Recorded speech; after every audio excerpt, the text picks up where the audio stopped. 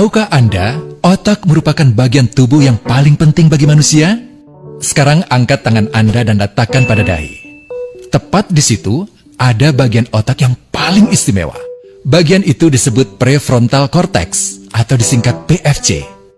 Menurut peneliti otak Jordan Grafman, PFC ini hanya ada pada otak manusia, sehingga membedakan kita dengan binatang. Bagian ini diciptakan dan dirancang khusus oleh Tuhan supaya manusia mampu memilih dan memiliki etika.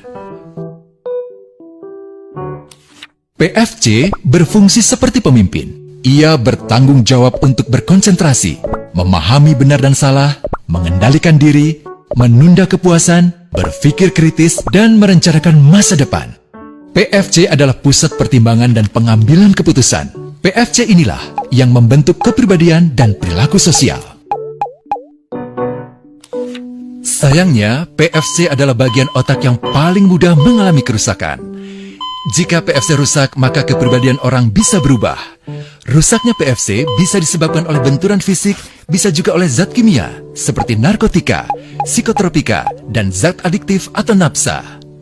Dan ternyata penyebab paling merusak juga pornografi, yang disebut narkolema, narkotika lewat mata. Bagaimana pornografi mempengaruhi otak dan pikiran kita? Adi, remaja 12 tahun, melihat gambar di TV yang menjurus ke porno.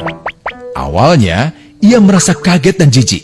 Ini karena sistem limbik di otak Adi menjadi aktif. Sistem limbik mengatur emosi juga keinginan makan, minum, dan berhubungan seksual. Sistem limbik ini kemudian mengaktifkan zat kimia otak bernama dopamin. Dopamin memberi rasa senang, penasaran, sekaligus kecanduan. Zat ini juga aktif jika orang mengkonsumsi nafsa. Oleh karena itu, sifat candu pornografi sama dengan sifat candu nafsa. Otak akan mengingat apa yang membuat Adi senang dan bagaimana ia memperolehnya. Jika Adi mendapatkan pembinaan akhlak, etika yang baik, dan patuh pada norma sosial, dorongan melihat pornografi, meskipun menyenangkan, akan ia abaikan. Namun karena hal itu tidak ada pada diri Adi, ketika ia sedang merasa bosan dan ingin mencari kesenangan, otak akan mendorongnya agar melihat pornografi lagi.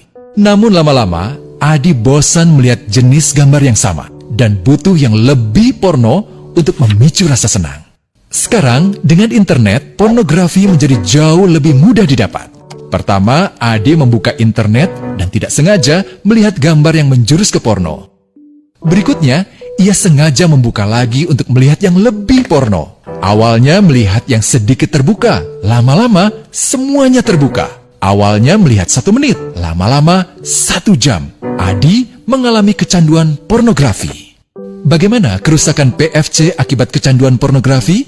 Secara alamiah, dopamin dialirkan dari sistem limbik ke PFC. Orang yang kecanduan pornografi akan mengalirkan dopamin secara berlebihan sehingga membanjiri PFC. PFC menjadi tidak aktif karena terendam dopamin. Semakin sering PFC tidak aktif, ia akan semakin mengerut dan fungsinya terganggu. Sistem limbik justru akan berkembang semakin besar karena terus mengaktifkan dopamin, sehingga Adi cenderung untuk terus mencari kesenangan tanpa takut atas akibatnya. Jika tidak ditangani segera, Adi berpeluang besar menjadi pelanggan pornografi seumur hidup dan mengalami kerusakan otak di bagian PFC. Awalnya, ia akan kehilangan konsentrasi, penurunan kemampuan menimbang benar dan salah, serta berkurangnya kemampuan mengambil keputusan.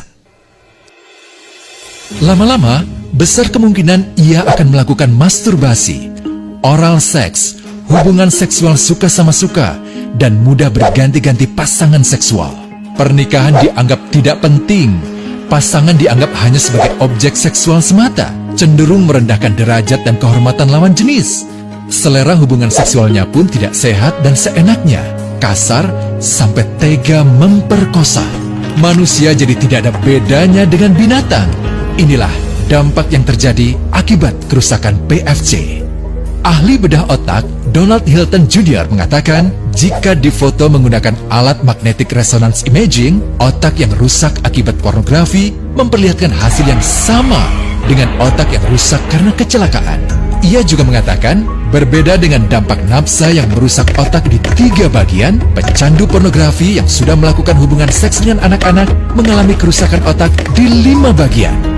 Terbukti, pornografi pada anak lebih bersifat merusak karena PFC belum matang dengan sempurna.